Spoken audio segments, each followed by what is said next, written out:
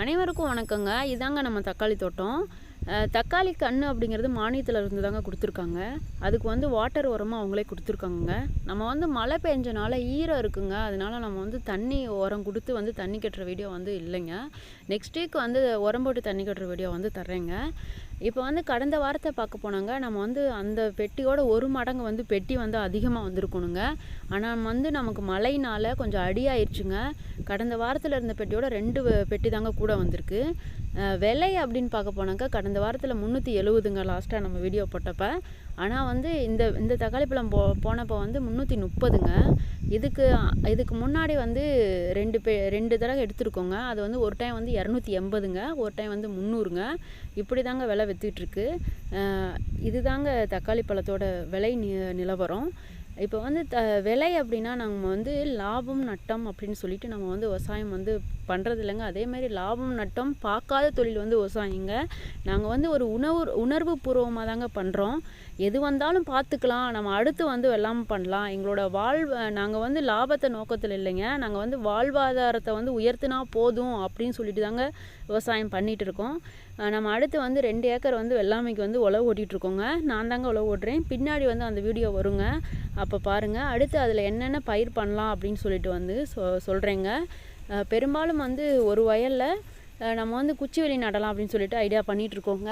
இன்னும் கன்ஃபார்ம் பண்ணலைங்க. அப்படி கன்ஃபார்ம் பண்ணால் அதையுமே நான் ஷேர் பண்ணுறேங்க. அதுலேயுமே குச்சிவெளி வந்து 10 மாத பயிருங்க. அதனால நம்ம அதுக்கு ஊடு பயிராக வந்து என்ன பண்ணலாம் அப்படின்னு யோசனை பண்ணிகிட்ருக்கோங்க. 2 பயிர் மேக்ஸிமம் வந்து அதோட வந்து ஊடு பயிர் வந்து 2 பயிர் பண்ணால் நம்ம வந்து ஒரு அளவுக்கு நமக்கு வருமானம் வந்துட்டுருக்கோம் அப்படின்னு நினைக்கிறோங்க.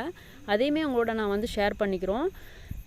அடுத்துங்க, நம்ம இப்போ வந்து 10 மாதம் குச்சிவெளி அப்படிங்கிறதுல நம்ம மாடுகள் வந்து ஒரு 6 மாடு வச்சுருக்கோங்க. அந்த மாடுகளுக்கு வந்து கொஞ்சம் பசுந்தீவனமாகவும் அந்த கிளைகளை வந்து பயன்படுத்திக்கலாம், ஆடுகளுக்கும் பயன்படுத்திக்கலாம். அந்த நோக்கமும் நம்ம இருக்குங்க. அதை பயன்படுத்தி நம்ம என்னென்ன பண்ணுறோம் அப்படின்னு சொல்லிட்டு நான் வரக்கூடிய வாரங்களில் நான் வீடியோவை தர்றேங்க. வேறு வெள்ளாமை வச்சாலும் நான் சொல்கிறேங்க. மக்காச்சோளம் நட்டாலும் சரிங்க. என்ன வந்து அதுக்கு ஃபெர்டிலைசர், அதாவதுங்க அதுக்கு வந்து உரம் போடுறோம், எவ்வளோ வந்து செலவு பண்ணுறோம், எல்லாமே நான் வந்து வாரம் வீக்லி ஒன்ஸ் வந்து நான் வந்து திங்கள் செவ்வாய் வந்து அப்டேட் பண்ணுறேங்க. அதே மாதிரிங்க, நம்ம ஒரு வயலுக்கு வந்து சொட்டு நீர் பாசனம் பண்ணலாம் அப்படின்னு சொல்லி நினச்சிட்ருக்கோங்க. ஏன் அப்படின்னா நம்ம வந்து தண்ணி வந்து ரொம்ப சேவ் ஆகுங்க. அதே மாதிரிங்க, சொட்டு நீர் பாசனம் மூலம் வந்து வெள்ளாமை வந்து ரெட்டிப்பாகும் அப்படின்னு சொல்கிறாங்கங்க. அதையுமே நம்ம ட்ரை பண்ணி பார்க்கலாம் அப்படிங்கிறக்காக அதையுமே முயற்சி பண்ணுறோங்க. அதாவது 70 சென்ட்டுக்கு வந்து எவ்வளோ நம்ம காஸ்ட் வைஸ் வந்து செலவாகுது அப்படின்னு சொல்லிட்டுங்க அந்த வீடியோவும் நான் கொடுக்குறேங்க. அதாவது விவசாயத்தில் வாரம் திங்கள் செவ்வாய் வந்து விவசாயத்தில் என்னென்ன பண்ணுறேன் A to Z வந்து எல்லாமே நான் வந்து அப்லோட் பண்ணுறேங்க. தை மாதம் அப்படிங்கிறது விவசாயிகள் வந்து அறுவடை முடிஞ்சுங்க. அதாவது நெல் மற்றும் காய்கனி அறுவடை முடிஞ்சு கையில் வந்து பணம் வச்சுருப்பாங்கங்க. அதை கொண்டாடுறதுக்கு தாங்க வந்து தைப்பொங்கல். தை பிறந்தால் வழி பிறக்கும் அப்படின்னு சொல்லுவாங்கங்க. அனைவருக்கும் தைப்பொங்கல் நல்வாழ்த்துக்களுங்க. இது வந்து ஒருங்கிணைந்த பண்ணைங்க. ஆடு மாடு கோழி விவசாயம் எல்லாத்த பற்றி சேனலில் வந்து அப்லோட் செய்யப்படுங்க.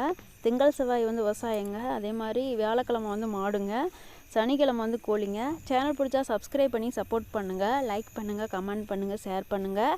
வீடியோ பார்த்ததுக்கு நன்றிங்க. நன்றி.